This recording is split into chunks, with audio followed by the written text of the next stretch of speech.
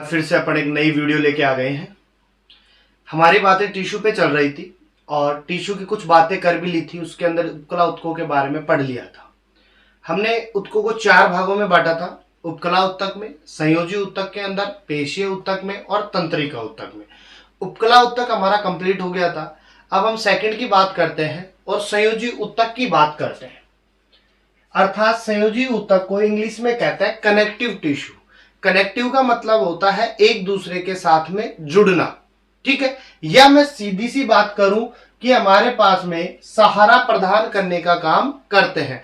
अर्थात एक दूसरे से जुड़ेगा, दूसरा तीसरे से जुड़ेगा, तीसरा चौथे से जुड़ेगा, चौथा पांचवे से जुड़ेगा और ऐसे मिलकर के क्या बना लेंगे, लंबी साइकिल्स बना लेंगे अपने पास में और उन्हें क्या करते हैं, सहारा देते हैं, सपोर्ट प्रदान करने का काम करते हैं। जैसे हम बात कर लेंगे, ये सीढ़ी है अपने पास में, ये यहां से हमारे पास क्या है, जुड़ी होती है।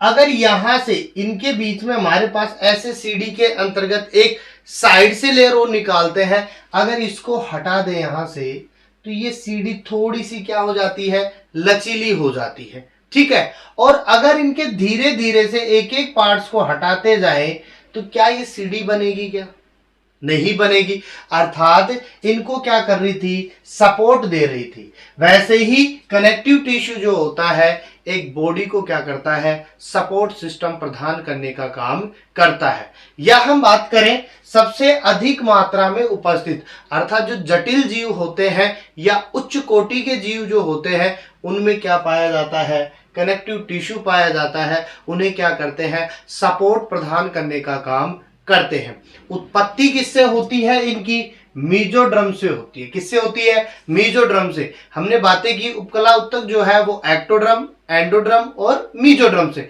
वैसे ही संयोजी उत्तक जो है वो किससे बना है, मीजोड्रम से मिलकर के बना है, ठीक है। ये बात हो गई। इसके संगठन की बात करें कि एक कनेक्टिव टिश्यू जो होता है वो किनसे मिलकर के बना होता है या एक कनेक्टिव टिश्यू में क्या क्या पाया जाता है। तो देखो, कनेक्टिव टिश्यू जो होता है 2 पार्ट्स में बटा होता है, सेल्स और एक्स्ट्रा सेलुलर मैट्रिक्स। अर्थात कुछ कोशिकाएं होती हैं, इनके अलावा कुछ द्रव होता है हमारे पास में, अतिरिक्त मात्रा में होता है। और कोशिकाओं में बातें करें तो mesenchyme cells, plasma cells, mast cell, macrophage cells, अर्थात ये सारी सेल्स जो होती है एक बॉडी में प्रेजेंट होती है और सीधी सी बात है कोशिकाओं को या बॉडी को सपोर्ट देने का कार्य करती है, ठीक है। वहीं हम बातें करें यहाँ पे एक्स्ट्रा सेलुलर मैट्रिक्स की, तो इन्हें 2 भागों में बांटते हैं। एक तो फाइबर्स में बांटते हैं, फाइबर्स को हम कहते हैं तंतु। क्या कहते हैं, तंतु, अर्थात रेशे के समान पाए जाते हैं। और दूसरा होता है ग्राउंड सब्सटेंस। क्या होता है, ग्राउंड सब्सटेंस होता है। या हम फाइबर्स की बात करें तो 3 पार्ट्स में बटा होगा, कोलेजन, इलास्टिन, रेटिकुलर।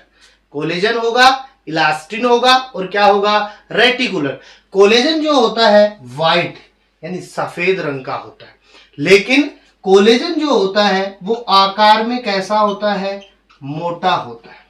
कैसा होता है, मोटा होता है। मोटा क्यों कह रहे हैं, क्योंकि रेटिकुलर जो होता है वो कोलेजन से ही मिलकर बनता है, तो रंग कैसा होगा, व्हाइट। लेकिन ये कैसा होता है, पतला होता है, यानी पतले तंतुओं से मिलकर के रेटिकुलर का निर्माण होता है। और वो पतले तंतु किससे मिलकर बनते हैं, कोलेजन से मिलकर बनते हैं। वैसे ही इलास्टिन की बात करें तो इलास्टिन कैसा होगा, येलो कलर का होगा। ये कोशिकाओं को क्या करता है, इलास्टिकता देता है, उन्हें कठोरता प्रदान करने का काम करता है। किसके द्वारा, तंतुओं के द्वारा। ग्राउंड सब्सटेंस की बात करें तो ये किससे मिलकर बनेगा, म्यूकोपॉलीसैकेराइड्स। किससे मिलेगा, म्यूकोपॉलीसैकेराइड से। देखो, मैंने यहाँ पे एग्जांपल पे हाइल्यूरोनिक एसिड लिखा है और याद हो तो कोशिका के दौरान बताया था कि पादप सीमेंट का काम जो होता है वो कौन कर रहा था, कैल्शियम मैग्नीशियम पैक्टेट कर रहा था। वैसे ही जंतु कोशिका या जंतु सीमेंट के रूप में कौन काम करता है, हाइल्यूरोनिक एसिड करता है। अर्थात एक को दूसरे से जोड़ने का कार्य करता है। तो ये कौन कर रहा है, कनेक्टिव टिश्यू, यानी एक दूसरे से कनेक्ट कर रहा है, ठीक है। संयोजी उत्तक के बाद में संयोजी उत्तक के प्रकार की बात करते हैं। जैसा उपकला उत्तक को हमने डिवाइडेशन किया था, सेम उसी प्रकार से संयोजी उत्तक का बांटेंगे। और संयोजी उत्तक का डिवाइडेशन 3 भागों में करते हैं। एक हम लूज में करते हैं यानी ढीले, और ढीले को हम क्या कह सकते हैं, सरल संयोजी उत्तक। एक को हम बोलते हैं डेंस, डेंस मतलब फैला हुआ, इसलिए हम इसको क्या कह रहे हैं, सघन संयोजी उत्तक। एक होता है स्पेशल करेक्टिव टिश्यू, उसे हम क्या कह सकते हैं, विशिष्ट, यानी कोई स्पेशल है अपने पास में। लूज के लिए बात करें तो मैंने लिखा मैक्सिमम मैट्रिक्स, अर्थात ज्यादा से ज्यादा क्या रहेगा, तरल पदार्थ। क्या रहेगा, तरल पदार्थ, ठीक है। लेस देन, कम क्या रहेंगे, तंतु, फाइबर्स रहेंगे, यानी कोलेजन, इलास्टिन, रेटिकुलर। यहां पे मैक्सिमम में कौन है, तंतु यानी फाइबर्स, वही collagen, reticular, elastin. Less than में क्या रहेगा, मैट्रिक्स, यानी लिक्विड मटेरियल क्या रहेगा, कम रहेगा, तंतु क्या रहेगा, ज्यादा रहेगा, ठीक है। यहां पर इक्वेशन रहेगा अपने पास में।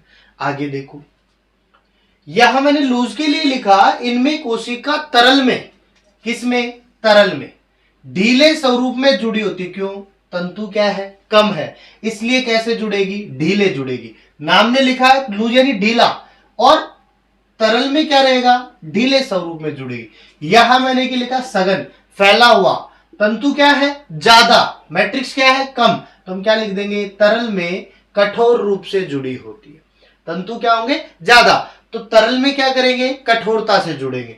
और ये क्या कर रहे हैं, ये उत्तक शरीर को यांत्रिक सहारा प्रदान करते हैं।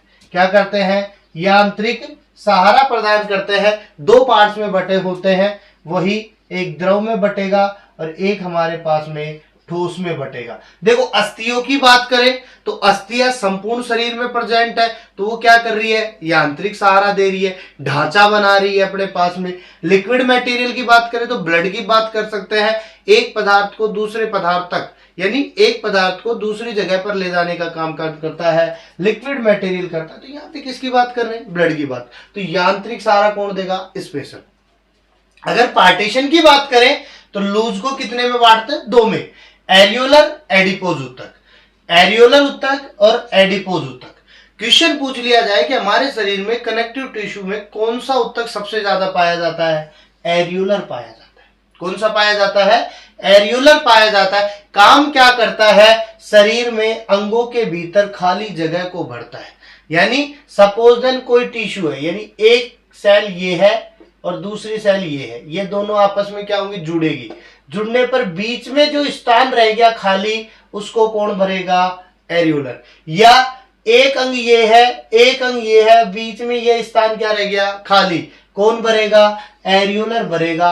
अर्थात जहां भी खाली स्थान दिखेगा, एरियोलर उत्तक वहां पर उसे भरने का कार्य करता है। सबसे ज्यादा पाया जाता है, क्योंकि बहुत सी जगह ऐसी होती है जहां पे खाली स्थान रहता है, उन खाली स्थानों को भरने के लिए कौन जाता है, एरियोलर जाता है, इसलिए इसकी मात्रा क्या है, हमारे पास में ज्यादा होती है।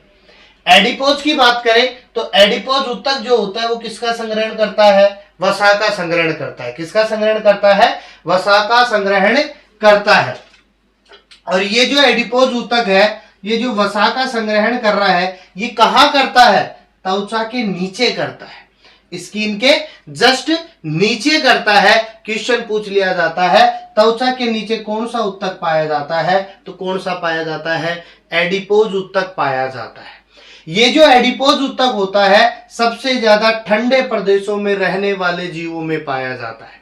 कहां पाया जाता है, ठंडे प्रदेशों में। और ठंडे प्रदेशों की बात करें तो आप हिमाचल की बात कर लो कि हिमाचल में रहने वाले जो जीव होते हैं उनके अंतर्गत वसा की मात्रा क्या होती है, ज्यादा होती है। और वसा से बात करें तो वसा की सबसे ज्यादा जो मात्रा होती है वो किन में पाई जाती है, लड़कियों में पाई जाती है। लड़कों के अंतर्गत वसा की मात्रा क्या पाई जाती है, कम पाई जाती है। अगर हम सर्दी से रिलेटेड बात करें तो जिसके अंदर वसा की मात्रा ज्यादा होती है उन्हें सर्दी कम लगती है, और जिनमें वसा की मात्रा कम होती है उन्हें सर्दी क्या लगती है, ज्यादा लगती है। ठीक है। दूसरी और बात करें, यहां पे आप लोगों ने देखा होगा कि लड़कियों को जो सर्दी है वो कम लगती है। किसके कारण लगती है, एडिपोज ऊतक के कारण। क्यों? क्योंकि वहां पर एडिपोज ऊतक क्या है, ज्यादा मात्रा में उपस्थित है, इसलिए वसा क्या है, ज्यादा मात्रा में उपस्थित है। और लड़कों के अंतर्गत क्या लगती है, ज्यादा सर्दी लगती है। क्यों? एडिपोज ऊतक क्या है, कम मात्रा में। शादियों के अंदर देखते हैं लड़के जो होते हैं सूट बूट पहन के रखते हैं, और लड़कियां जो होती है विदाउट स्वेटर रहती है अपने पास में, विदाउट शॉल रहती है अपने पास। किस कारण? इस एडिपोज ऊतक के कारण, क्योंकि उन्हें सर्दी नहीं लगती है, लगती है लेकिन कम लगती है अपने पास में। ठीक है। वैसे ही अगर हम डेंस पे बातें करें तो डेंस को हमने क्या कहा, सघन।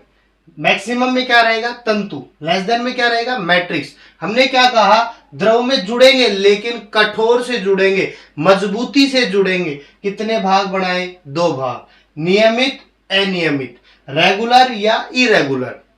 नियमित को 2 में बांटते हैं, एक टेंडन में बांटते हैं, एक लिगामेंट में बांटते हैं। टेंडन को हम हिंदी में बोलते हैं कंडरा। क्या बोलते हैं, कंडरा। लिगामेंट को हिंदी में क्या बोलते हैं, स्नायु बोलते हैं। क्या बोलते हैं, स्नायु बोलते हैं। टेंडन क्या काम करता है, मांसपेशी को अस्थि से जोड़ता है। किससे जोड़ता है, मांसपेशी को अस्थि से जोड़ता है। अर्थात हम लिख सकते हैं मांसपेशी प्लस में बोन। ठीक है। अगर लिगामेंट पूछता है तो bone plus bone, bone plus bone क्या कहलाएगा, लिगामेंट कहलाएगा। अर्थात जोड़ों को जोड़ने का काम जो है वो कौन करता है, लिगामेंट। एक बोन ये है, एक बोन ये है, बीच में क्या है, लिगामेंट। इसलिए हमारा हाथ क्या कर रहा है, मूवमेंट कर रहा है। अगर लिगामेंट नहीं होगा यहाँ पे तो ये हैंड जो है ये इस प्रकार से मूवमेंट नहीं करेगा। ठीक है। वही अनियमित की बात करें तो अनियमित जो होता है इनके चारों तरफ क्या बनाता है, रक्षात्मक आवरण बनाने का काम करता है। ठीक है। आगे हम बात करेंगे स्पेशल की, 2 भागों में, द्रव और ठोस में। छोटा सा स्क्रीनशॉट लीजिए। और एक और बात है, अगर इस एडिपोज की बात करें तो देखो ऊंट के कुबड़ के अंदर, ऊंट के कुबड़ के अंदर क्या प्रेजेंट है अपने पास में, एडिपोज ऊतक प्रेजेंट है।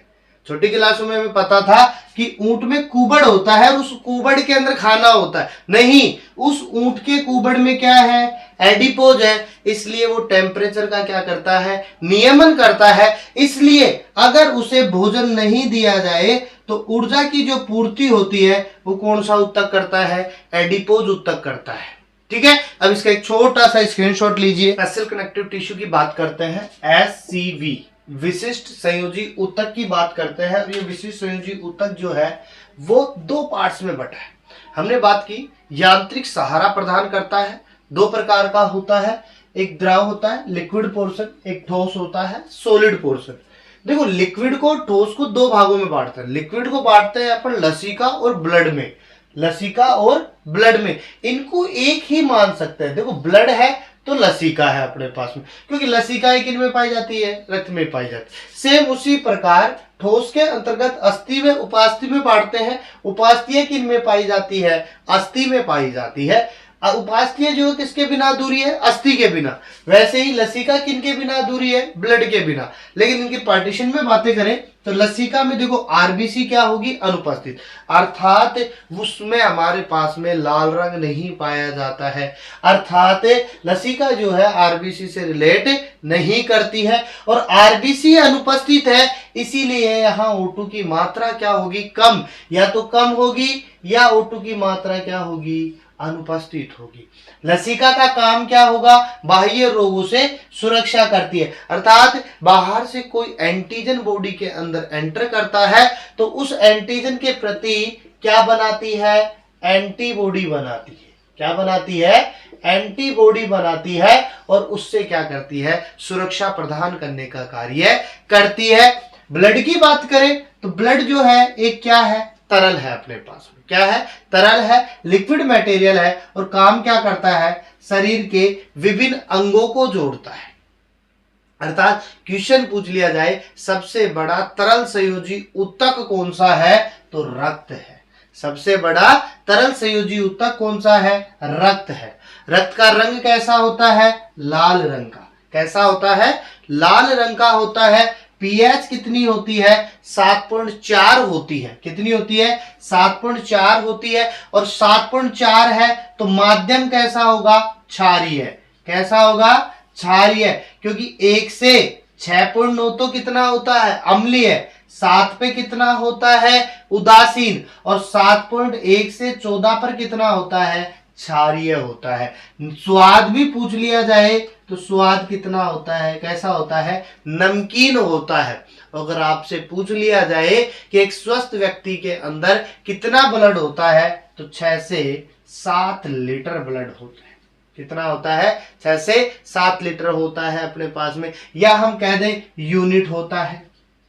ठीक है, अर्थात ब्लड की क्या होती है? कंपोजिशन होती है। ये ब्लड होता है, यहाँ पे प्रेजेंट होगा अपने पास। वैसे ही अगर ठोस की बातें करें तो ठोस भी कितने में बटा है? 2 में, अस्थि और उपास्थि। और हमने थोड़ी देर पहले बात की, अस्थि को अस्थि से जोड़ने वाला कौन है? लिगामेंट। कौन है? लिगामेंट है। और मांसपेशियों को अस्थि से जोड़ने वाला कौन है? टेंडन है। कौन है? टेंडन है। बात करें, अस्थि क्या करेगी? कंकाल बनाएगी, शरीर का ढांचा बनाने का काम करती है, जिससे एक निश्चित शेप एंड साइज मिल सके, और हम कह रहे हैं निश्चित आकार प्रदान करती है। अगर कंकाल नहीं बनाएगी तो सीधी सी बात है ढांचा नहीं बनेगा, और ढांचा नहीं बनेगा तो एक शेप एंड साइज नहीं मिलेगी। ठीक है, क्या करती है? अंगों तथा मांसपेशियों को सहारा प्रदान करती है। ठीक है, बातें करें, इस अस्थियों के मध्य के अंदर एक गुहा प्रेजेंट होती है। क्या प्रेजेंट होती है? गुहा प्रेजेंट होती है। और इस गुहा को हम क्या कहते हैं? अस्थि मज्जा कहते हैं, बोन मैरो कहते हैं। क्या कहते हैं? अस्थि मज्जा कहते हैं। वहीं उपास्थियों की बात करें, उपास्थियां कहां प्रेजेंट होंगी? अस्थियों के जोड़ों में। कहां प्रेजेंट होगी? जोड़ों में। जैसे ये अस्थि, ये अस्थि, बीच में क्या? लिगामेंट। क्या गया? जोड़। यहाँ पे क्या प्रेजेंट होगा? उपास्थि प्रेजेंट होगा। क्या प्रेजेंट होगा? उपास्थि प्रेजेंट होगा। और ये जो उपास्थि होता है ये थोड़ा क्या होता है? लचीला होता है। कैसा होता है? लचीला होता है। जबकि अस्थियां क्या होती है? कठोर होती है। ये उपास्थि किससे बनती है? कोंड्रिन प्रोटीन से मिलकर बनती है। किससे बनती है? कोंड्रिन प्रोटीन से मिलकर बनती है। और इन उपास्थियों के चारों तरफ एक लिक्विड मटेरियल पाया जाता है। इस लिक्विड मटेरियल को क्या कहते हैं? लेकुना कहते हैं। क्या कहते हैं? लेकुना कहते हैं। ठीक है, इसका एक छोटा सा स्क्रीनशॉट लीजिए।